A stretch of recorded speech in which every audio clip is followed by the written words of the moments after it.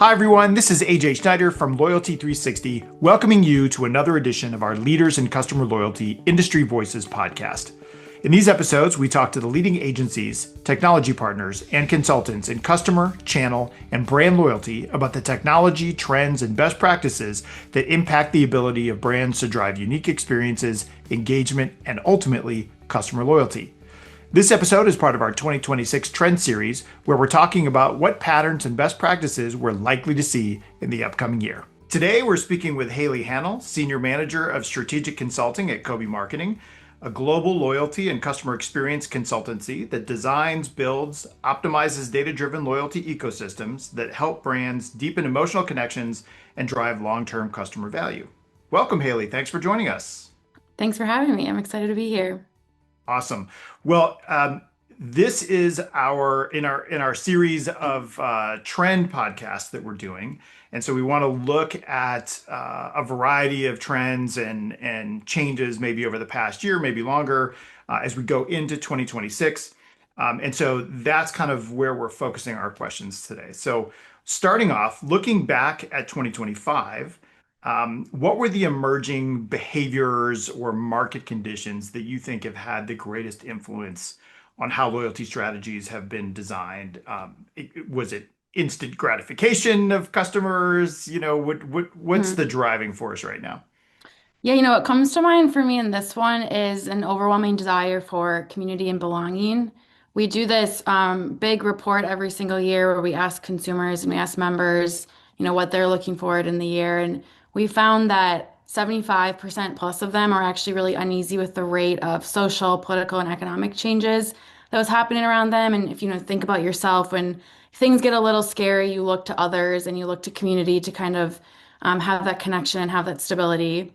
And so I think we saw that a lot within loyalty programs this year, just having members kind of reach out to brands, reach out to other members, looking for that sense of belonging, going beyond just this transactional vehicle that loyalty programs have typically been in the past and been a place where we're seeing connection instead. So that's what we're, working with our brands and how can we find really authentic ways to build communities. I always look to best in class programs like Nike, who have this brand ethos of connection and health and wellness, and they've created these really fun like running groups that you can go and work out with across the United States, or they have workout classes that they're hosting, and it's a very authentic expression of their brand through community. So that's what really stands out to me in 2025. Mhm. And would you say that emotional loyalty specifically kind of falls underneath that umbrella that you were just talking about? Yeah, absolutely. And I think, as we continue talking about trends, Kobie's emotional loyalty scoring is something that I always refer back to because it's so hard to understand. How are your members resonating with you through that emotional, lever? And we actually have a tool that we can get down to how are you emotionally resonating, and we can track it to a member level so we can actually connect your members to your program, whether that's their sense of habit, their sense of status that they want to exude, or the sense of reciprocity of like building the relationship with the brand. Gotcha. And I do think that we probably have to talk a little about um, sort of the ROI of loyalty programs, and one of the things that we're seeing overall is this concept of loyalty value compression, where on one hand consumers expect more out of the program, they expect more value, but at the same time, depending on how the economy's going and how the company's doing and Yeah, question, margins might be shrinking at the same time. There's more financial pressure. yeah, How are you helping your clients to kind of navigate that yeah. dichotomy? I think you're absolutely right. And I think, what you can't do is discount your way to loyalty. And it's an easy lever to pull often, which is price. But the way we're really framing this up with our brands is I think there's two things you can focus on here. And one is reducing friction. That's usually not going to hit your P&L. If you can offer something to members that's actually making their experience more convenient, that'll add value to the experience. And I think of my dad all the time with Delta Airlines. Like, he will never not fly Delta Airlines, even if it's more expensive, but he gets the Sky Miles line instead of like TSA pre-check, and he gets to board the plane early. And I don't think these things are huge financial impacts to the P&L. but they're adding such perceived value to the member. So I think if you can think through, how can your brand add that type of convenience to a member's journey, that'll be one lever that you can pull. And then second, I'm sure you're seeing this across your conversations is strategic partnerships. So how can you add value through a partner that's not necessarily eroding your margin? And um, I think the brand that comes to mind often is Target 360. They gave me a free trial this year. So they're my brand that I refer back to all the time, but they have same day delivery for Target. So obviously that's something that they have to think about with their margin. But part of the same day delivery is this partnership ecosystem that I actually can get free, shipping through their entire shipped partnership. So I think that's adding so much value to my experience as a member, and Target's getting to like expand their strategic partnership ecosystem and find ways to bring in revenue through these experiences that make a ton of sense through the member lens. That makes a lot of sense. And in terms of, we talked about the value compression, concept. In general, what are the challenges that you think exist today as we come to the end of 2025 that maybe didn't exist, 18 to 24 months ago? Yeah. I think AI is such a hot topic right now, but it's what kind of comes to mind here is there's this personalization privacy paradox of we have never been able to personalize more than we can today, and I think it's only going to increase as we go into 2026. But I think consumers are kind of taking a step back and thinking about brands are starting to ask for a lot of my data or not ask, and like how can I make sure that they're using this data in a way that is helpful to me and that they're using it in a very trustworthy way. And I think that challenge really becomes like, how do you balance personalization and not being creepy? So we work a ton with brands on, okay, you want to ask your members for data. Loyalty programs are this insanely, trustworthy space where you have consented, data that you're asking for. And we know that if you ask for it in a way where transparency is at the center, like we want this because of this, you're going to have this huge advantage, and members are going to start to trust you more. And you're just going to have better experiences because of the control and the transparency that you're giving back to the member. But I don't really think we had this as much 18 to 24 months ago. I think AI is really accelerating this. Well, since you brought it up, why don't Yeah. we jump into the AI discussion? Yeah. Um, you know, I don't think it's any secret. I mean, the focus on AI, while I think it's been around probably longer than people realize, to your point, with things Right. like personalization and so on, there's lots of tools out there that have been kind of working toward what consumers generally associate with AI now. But it's a little bit more overt at this point. People are talking about it. Yeah. What are the gaps that you think companies have right now, in organizationally to be ready for what's coming next with AI and really what's here now? Yeah. Is it the actual technology and the ability to integrate that technology with their own platforms? Is it internal resources, financially or otherwise? Is it, the talent to actually run the AI programs? What are you Mhm. seeing? Yeah, and I think it's not talent. I think we have like really incredibly talented people, especially with the brands that Kobie's working with. What I find a lot is the ability to act on data. We work with a lot of systems that are just a little bit outdated, especially like point of sale systems. And so if you think about, okay, I want to ask a member for this data point so that I can fuel my personalization engine, utilize AI to have hyper relevant journeys. I think from collection to activation is where we're seeing a little bit of a gap of, okay, I want to ask, I don't know how to activate. And so it's something that we're very intentional with our customers because we know we don't want to ask for a lot of data from our members and then not be able to return that value back to them. And so it's starting small, creating learning agendas where we can get some quick wins and show like the connection between asking and activating. But I would say overall, it's a lot of technology and it's a little bit of the like a paralysis of being able to act on the data we're getting. Yeah, the paralysis issue is something I think that seems to be coming up a lot more in terms of, we've collected all of this information. Now, what do we do with it? Hmm. And and I don't know, maybe that falls into my next question, but from a misconception standpoint, like what people think they know about AI and what the reality of the situation is, what are you seeing as being, where people are maybe misunderstanding their opportunity, misunderstanding what some Yeah. of this means? Are the things that your clients are asking you about or that you've sort of Mhm. observed?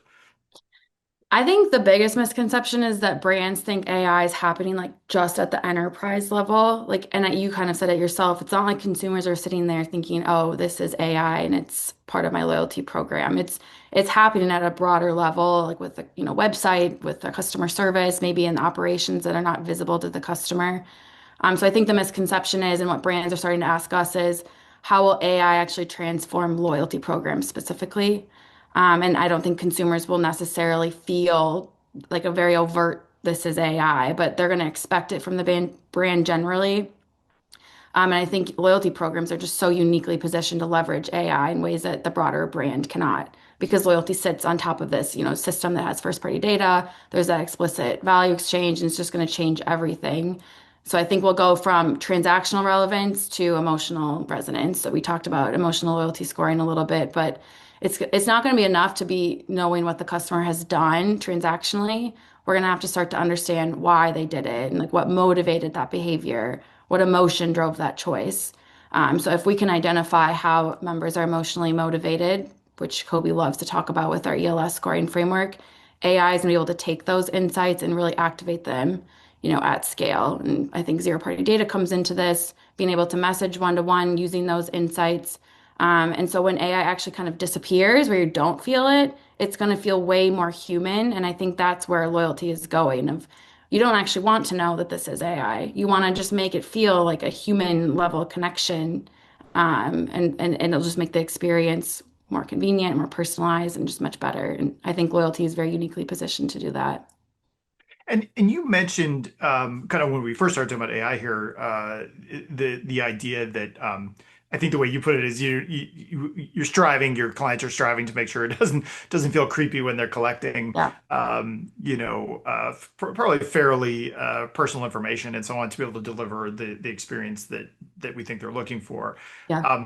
But maybe drill down on that a little bit. I think that the concept of explaining why we're asking in some fashion for Mhm. this data so that as a consumer I feel more comfortable giving it to you. But if you could drill down on that a little bit and Yeah. and and maybe some of the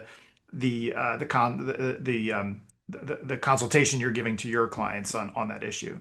Yeah. So a couple things. I think when we're talking to our brands, we're talking a lot about granular control. So you shouldn't just ask for blanket permissions. So don't just ask me for everything, but be really specific. So if you're asking like for location, say we want to give you personalized offers when you're near our store.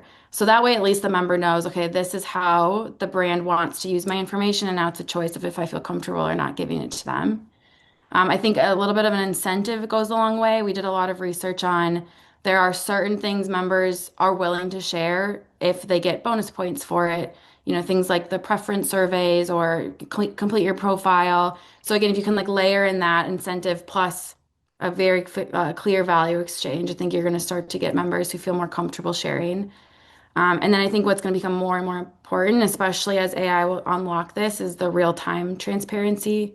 So showing, hey, you asked for this, and this is how we delivered. I think for me, again, like I use Delta with my dad, but they asked me what kind of upgrades I like. Do I like aisle or window? And next flight I'm getting upgraded to business comfort, and I'm like, I can never go back. And I want to fly Delta more because they asked me for something, and then the next flight they delivered on it. So I think that real-time transparency is going to be really important.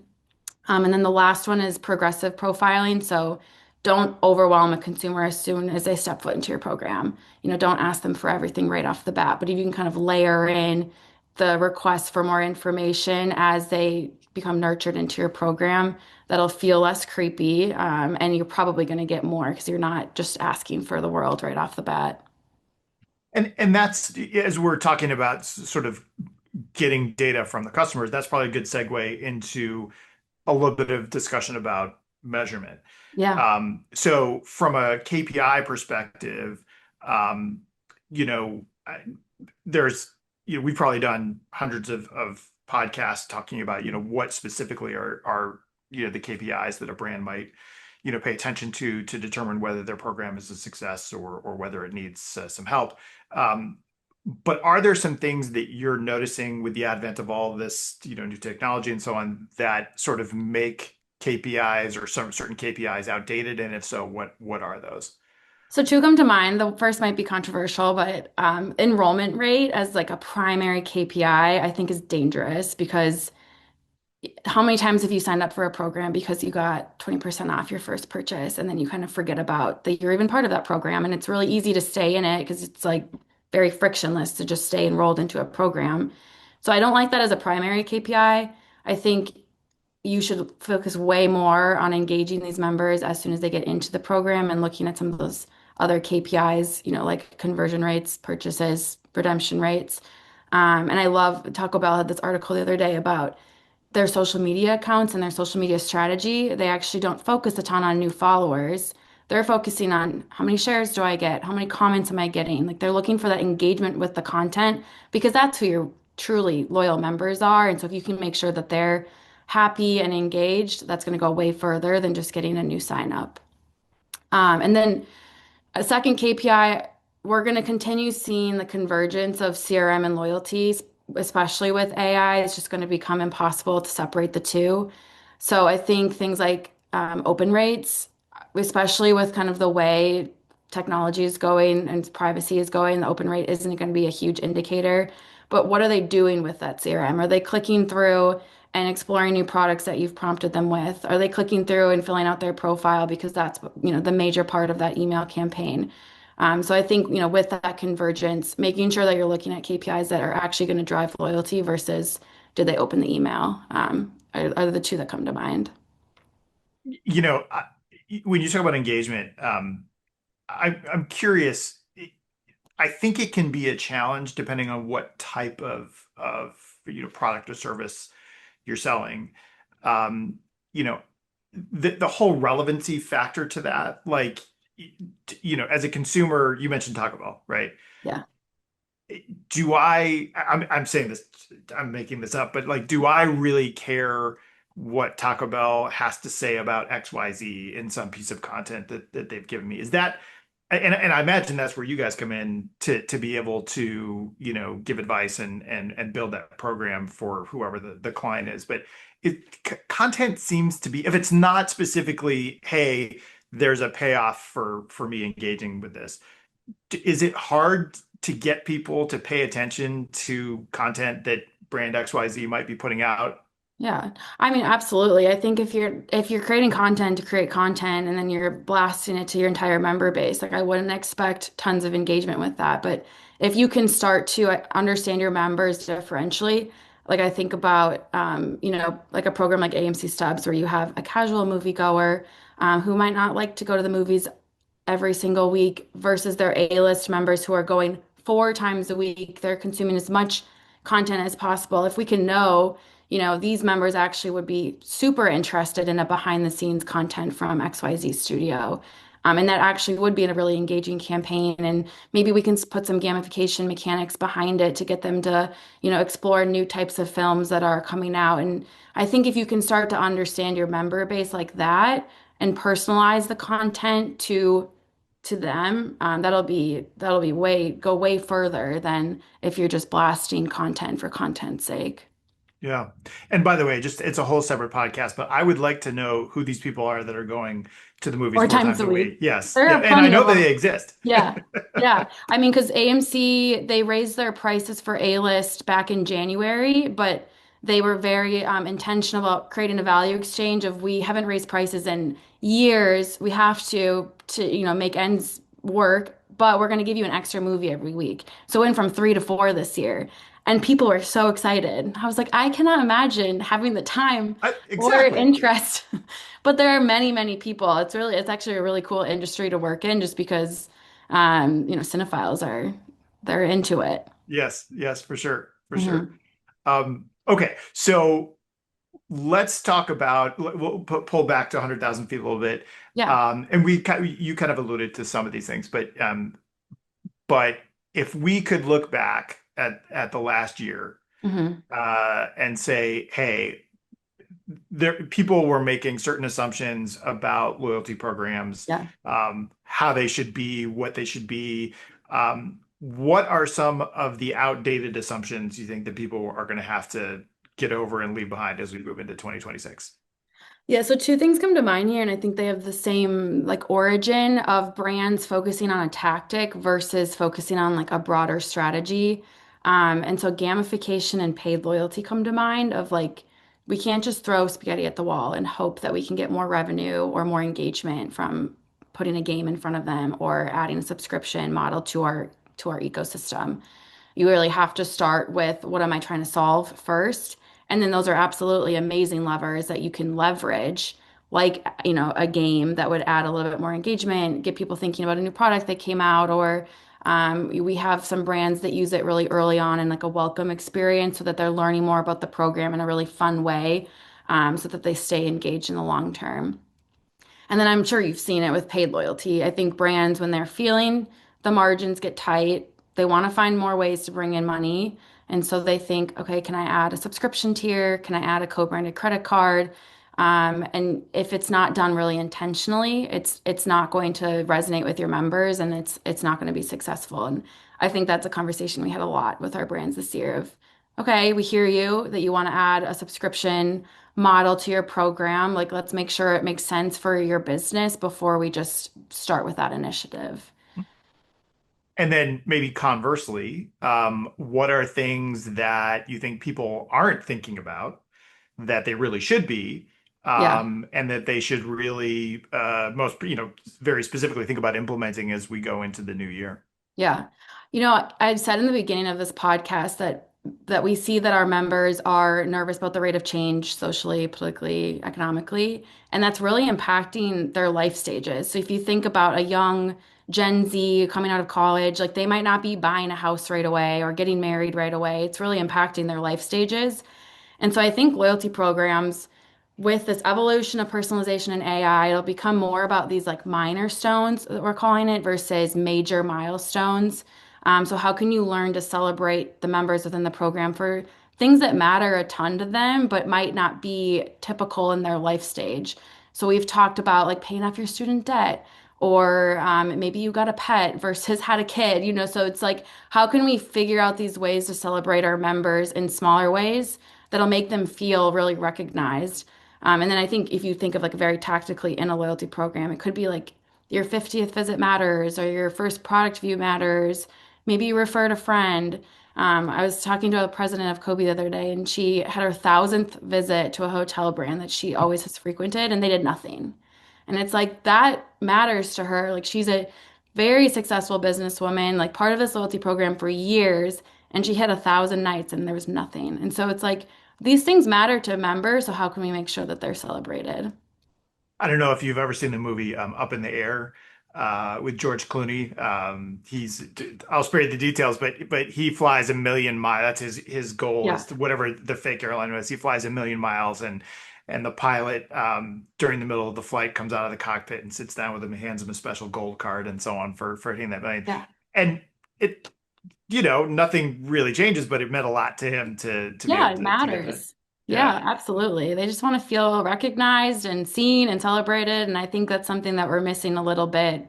But I think it'll be a really cool opportunity in 2026. Gotcha. And then maybe last but not least, and I think that the answer to this question, I'll answer it maybe to come see Kobie and talk to you. But Always. what advice would you give to brands that maybe are not feeling like their loyalty program is where it needs to be, Hmm. and they're not really sure, kind of where to start looking, for the areas of Yeah. improvement? Are there some things that you would always say, without knowing the details, obviously, hey, let's start your check here, like, Yeah. go through this Yeah, process. I would always say start with listening. I think market research can be underutilized. Like, what better way to learn what works or not works in your program than with talking with people who are a part of it? And then if I will plug Kobie for a second, we have a loyalty health monitor. So I think a lot of brands get nervous and they think so big of, okay, maybe I need to overhaul my entire program. But we can take it tactically and like look at where you sit against your competitors. We can look at the data that's already existing within your program and see if there's some like smaller things that we can tweak to get engagement or to get activation rates up. So I think, once you know where you stand and this loyalty health monitor can help you just understand that broader picture, you can make those small tweaks and you don't have to try to fix everything at once because that's super overwhelming. It's very expensive and it might not work. And so let's start small. Let's start with those kind of health checks and go from there and build momentum to show results. Great. Well, Hayley, thank you for taking the time to speak with us today on our Leaders in Customer Loyalty Industry Voices podcast. It's been great getting your perspective on customer loyalty, and we look forward to learning more from you and the team at Kobie throughout the new year. Well, thanks for having me. This was fun. I'm excited for 2026 and everything that it brings. Absolutely. Thanks so much. I want to thank everyone for tuning in to our Leaders in Customer Loyalty podcast series. If you haven't already, please subscribe to the Leaders in Customer Loyalty podcast and follow Loyalty 360 on YouTube and LinkedIn. The links are provided below. Please join us every Tuesday for another edition of our Industry Voices podcast. And if you have questions, please don't hesitate to reach out.